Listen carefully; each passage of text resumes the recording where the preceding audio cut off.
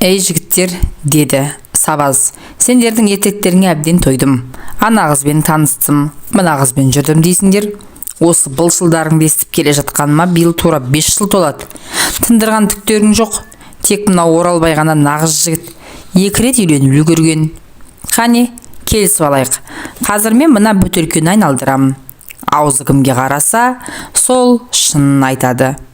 Біз 5 жігіт едік. Соңғы курстың студенттеріміз. Жылдағыдай мақта терімде жүріп жатырмыз. Кешелі бері жауған жауын жан рахаты болды. Көрпенің астына кіріп алып, ұйықтайтындай ай бір келіп. Енді міне оңашаланып алып, совхоздың қызыл виносын ермек қылып жатырмыз. Сабаз винодан босаған шөлмекті шыр айналдырды. Бөтелкенің аузы Есентайға қарап тоқтады. Ал Есентай, шыныңды айт, деді Сабаз жағадан алғандай болып. Қанша қыздың шаруасын бітірдің? Ешкімнің де, деп шыр ете қалды Есентай. Мен қыздардың қолынан алып амандасқаным болмаса, одан әріге барған емеспін. Жаның шықсын, деді Боранбай. Өткенде айтып едің ғой Гүлжанмен болдым деп. Кешір, деді Есентай жалбарына қарап. Әншейін аузымнан шығып кетіпті. Өй, сілімтік-ай. Өзім де солай ойлап едім. Осыдан ондай еркектік қайдан шықсын деп едім. Мен Есентайды жақсы білемін. Бір қарағанда қабілетті жігіт ақ. Сабақты жақсы оқиды. Аздап домбырада тартады, әнде салады. Спортсмен. Институт футбол командасының қақпашысы. Әттең, ерік күші жоқ. Кім айтса, не десе, соны орындауға мәстер.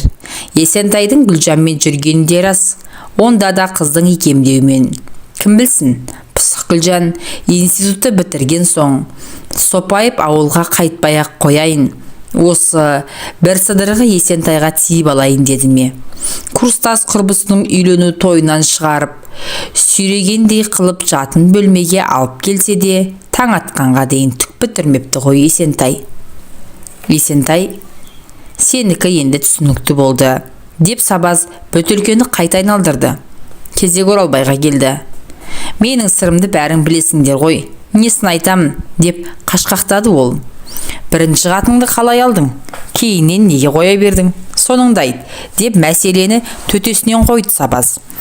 Айтсам, менің әке-шешем кәрі кісілер ғой. Бұрынғы туған балалары бірінен кейін бірі шетінеп, жалғыз өзімді әзерге ұстап қалыпты.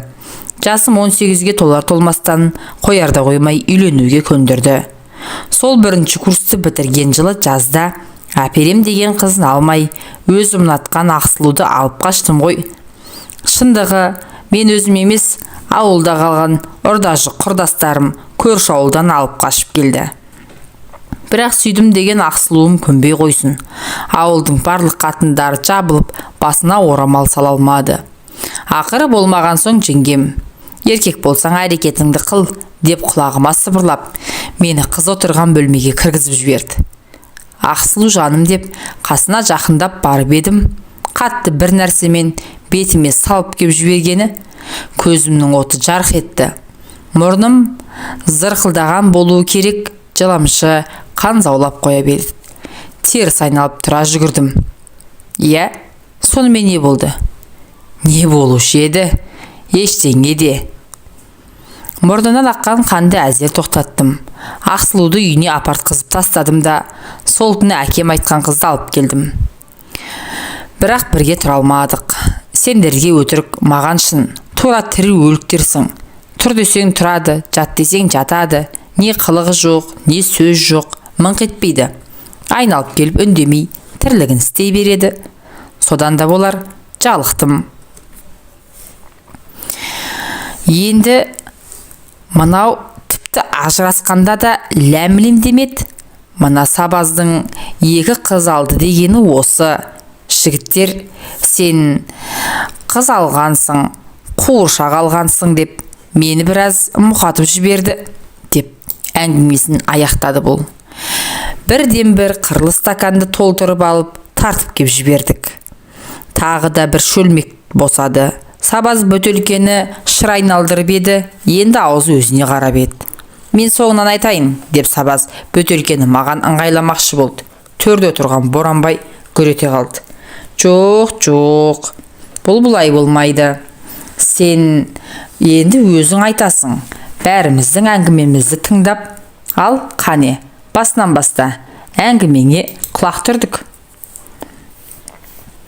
Жасы да бізден үлкенірек, кеуделі де келісті келген Боранбай біздің көшбасшымыз секілді. Төменгі курстың студенттерін есіктегі бөлмеге ысыртып тастап, бүгінгі оңаша отырысты ұйымдастырғанда сол. Біздің тұяғымыз да қимылдаған жоқ. Боранбай айтайтындай інішектердің бірі вино, бірі шай әкеліп, есікті сыртынан жауып шығып кеткен еді. Мен айтсам, деп Сабаз біраз ойланып қалды. Сабаз, өздеріңе талай айтқан Теңгегүл мен Баян туралы хикаялардың бәрі рас. Менен бір класс жоғары оқитын Теңгегүл маған махаббаттың қыр-сырын үйретіп, ақыры мектепті бітірген жылы әскерден келген жігітке кеуге тиіп алды ғой. Ғашықтыққа елтіп қалған мен байғұс өзімді қоярға жер таппадым. Тіпті асылып өлмекші де болдым. Бірақ жан тәтті ме, жоқ, сол жігітті өлтіруім керек деп өзіме серт бергендігім бе? Әйтеуір әзірге дейін аман жүрмін ғой. Сабаз өзінің сөзіне өзі біраз күліп алды. Ал Баян өз жұдырықтай әдемі, қылықты бәле еді ғой. Турасын айтсам, Баян Теңгегүлдің ағасының қызы еді. Алғашқыда менің хатымды Теңгегүлге тасып жүретін. Кейіннен екеуміз жүріп кеттік. Мен осында бірінші курсты бітірген жылы Алматыға барып оқуға түсті де, бір аспиранттың үйінен бірақ шықты. Әй Сабаз, өзің айтпақшы былшылдай бермей, төтесіне көш, деп күшірледі Боранбай. Төтесіне көшсем, менің бетімді алғаш ашқан сол Теңгегүл болды. Мектепте жүргенде ме? Деп елең ете қалды Есентай. Жоқ, осыдан 2 жыл бұрын, күздің күні еді, Советский көшесімен салып ұрып келе жатсам, менен көзін алмай, Теңгегүл алдымнан шыға келсін. Күйеуге тигелі көрмегенмін. Екеуміздің хикаямыз мектепте ғана емес, бүкіл ауылға аян болған еді. Оның бер жағында бізге ағайын болып келетін күйеуі қызғаншақ ести салып, бірдеңені бүлдірген бе білмеймін. Бізге ағайын болып келетін ет бұның күйеуі. Қызғаншақ, өте қызғаншақ, негерек өкпелеген түр танытып, Теңгегүлге бір ретте жолықпағанмын. Я, жігіт, халің қалай? Деп жайраңдап амандасты ол. Қыз кезінде етжеңдет, әжептеуір ысылыпты, жағы сопайып, көзі бақырайып, солқылдақ келіншек болыпты. Екеуміз аттам жердегі саябаққа барып, ұзақ әңгімелестік. Сені сағындым, деді ол. Қатты сағындым. Мектепте жүргенде біздің махаббатымыз жайын-шейін ермек көрінетін. Мен сені әпкең сияқты жақсы көретінмін. Бірақ кейін күйеуге шыққан соң қатты өкіндім. Теңгегүл мені сол күні кешке осындағы әпкесінің үйіне қонаққа шақырды. Барсам, 4 адамға лайықтап стол жасап қойыпты. Жездемен әпкем жұмыстарынан кешігіп жатыр, келіп қалар, деп дастархан басына шақырды. Тамақ жедік, бөтелкелерді ашып, коньяк іштік. Патефонға пластинка қойып, екеуден екеу биледік. Ақыры ешкімнің де келмейтіні анық болды. Теңгегүл мені төсекке қарай жетеледі. Қарсыласқаным жоқ. Сол күні таң атқанша өң мен түстің арасындағыдай күй кештім. Теңгегүл бірде ысып, аңырсып, бірде қыстыға жылап, құшақтап сүйіп, есімнен тандырды.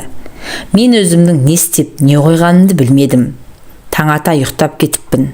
Түс қайтқанда әзер ояндық. Зәрқысып кеткен екен. Жуынып шайынып дастархан басына қайта отырдық. Сен бала, жігіт болып қалдысың ғой, деп сықылықтап күлді Теңгегүл. Менің қыздығым саған бұйырмаған еді. Есесіне сені мен ауыздандырдым.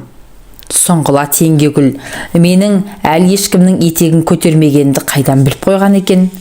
Орнымнан тұрып барып, сүймекші болып едім, жолатпады. Жа, жетер енді. Осы тойғаныңа разы бол. Сағынып келіп едім, мауқым басылды. Сен менің алғашқы да соңғы махаббатым болып қала бересің. Мен ертең елге қайтамын. Іздеп әуре болма. Жоқ деп айқайлап жібердім. Мен сенен енді айырылмаймын. Мәңгі бақи бірге боламыз. Мен сені сүйем Теңгегүл. Имандай шыным. Сенсіз өмір сүре алмаймын. Мен жылап жібердім. Көзімнен жас парлап ақты. Жүгіріп барып Теңгегүлді құшақтап сүймекке тағы да әрекеттендім. Тоқтат, деп ашулы тіл қатты Теңгегүл. Мен сені жігіт болдың ба деп айтып отырсам, бекер айтыппын. Әлі бала екенсің. Есіңді жи. Мен біреудің басыбайлы қатынымын. Кімді алғаш көрсем, сонымен ағарамын. Теңгегүлдің діні қатты екенін бұрыннан білетімін. Мына тірлігіне түсінбей қалдым. Әйел баласының құйтырқысы көп деуші еді әкем. Рас екен. Не керек? Басым салбырап, жатақханаға қайттым. Сабаздың әңгімесінен кейін бәріміз үнсіз қалыппыз. Есентай, құй, деп әмір берді Боранбай. Қырлы стакандарды соғыстырып тағы да ішіп алдық. Әй Сабаз, одан кейін не болды? Деп сұрады Оралбай. Ештеңе де болған жоқ. Теңгегүлді қайтып көрмедім. Іздеп бармақшы болып талай оқталдым, бірақ бара алмадым. Ал Баян ше? Ол Баянның күйеуі параламын деп сотталып, істі болып кеткен. Осында оқитын құрбысынан жақында сәлем айтып, адресін беріпті. Хабарласуға құлқым болмады. Ал болдыңдар ма? Деп сөзге ыңғайланды Боранбай. Ал мына коммунистен бәрібір еш нәрсе шықпайды, деп мені нұсқады. Өліп өшкен Анжеликасының некесін қиып, той жасағанға дейін бір талшасын жерге түсірмейді. Ал енді мені тыңдаңдар. Ауылдағы орталау мектепті бітірген соң әрі қарай оқи алмадым. Жақын жерде орта мектепте болмады. Оның үстіне әкем жылқы бағуға жәрдемшіде керек болып деп мені алып қалды. Біздің Шаянның жері шүйгін ғой шіркін. Қысы жазы жылқылар өз аяғымен тамағын тауып жейді. Тек ит құсап аман сақтасаң болғаны. Бірақ жас адам жеке жүргеннен жалығады екен. 2 жылдан соң оқиым деп қиғылық салдым. Ақыр болмаған соң әкем совхоздың орталығында тұратын жамағайын туысымыздың үйіне апарып тастады. Үйдің егесі 2 жыл бұрын аяқ астынан ауырып қайтыс болып кеткен еді. Артында әлі мектепке бармаған 2 баласы қалған. Әйелімен жаныма жалау боларсың деп жақсы қабылдады. Расында да ауыл жағдайында еркексіз үйдің күні қараң. Малға қарап, барлығын шығару керек. Отын жарып, жоңышқа ору керек. Енді соның бәрі менің мойнымда. Оның бер жағында, орталықта қатынағандарға шешем сыққан сары май бар ма, қақтаған ет бар ма, сыбаға деп беріп жібереді. Бәрі ойдағыдай еді. Әңгіменің қызығы қар жауып, күн суыған соң басталды. Жеңешем алдымен қоршын тамның екінші жағында жатқан мені жаурап қаласың деп от жағылатын өзінің бөлмесіне кіргізіп алды. Байқаймын, күн өткен сайын төсектеріміз жақындап келе жатқандай ма? Мен де тірі жанмын ғой. Төсекке жатқан соң жеңешемнің дем алсын, жүрек соғысын, бәрін тыңдай бастадым. Бір күні ол маған қарай жалаңаш білегін созғандай болды. Одан әрі шыдам қалмады. Лып етіп төсегіне кіріп бардым. Кет әрі деген жоқ. Ауа жетпей алқынып құшақтай алдым. Не керек, бір қолыммен көйлегін көтеріп жібердім. Резинкалы лыпасын сырғанатып, асығып сыпырып тастадым. Өзімді де ыңғайлап, 2 санның арасына кіре бергенімде масқарам шығып, бойымнан қуатым құйылып ақ кеткені. Тізете қалған бір ұттам нәрсе кеудесіне қарай шашырады. Ойбай-ау, мырзағай, байқасаң қайтеді, дейді жеңешем. Тура үстіне бір шай төгіліп алған адам сияқты. Ұяттан өртене жаздап, өз төсегіме кеп жаттым. Жүрегім дүрсілдеп, кеудемнен шығып кете жаздады. Жеңешем шырағын жағып, үсті басын жуып тазалап, шкафтан таза іш көйлегін алып ауыстырды. Шамды сөндіріп, орнына жатты да, қолын созып, мені өзіне тартты. Болары болды, енді ұялмай-ақ қой, деді. Ағаң болса өлді, Құдай алдында да күнәһар емеспіз. Өзің билеп төстей бер. Құшағымыз қайта айқасты. Бұл жолы мүлт жібергенім жоқ. Ертеңінен бастап үйге бөтен біреу қонып қалмаса, төсекті бірге салатын болды. Турла ерлі зайыптылардай тұрып жаттық.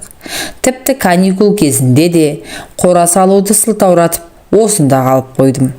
Мектепті бітіріп, қалаға аттанарда жылап тұрып, көңілдегісін айтты.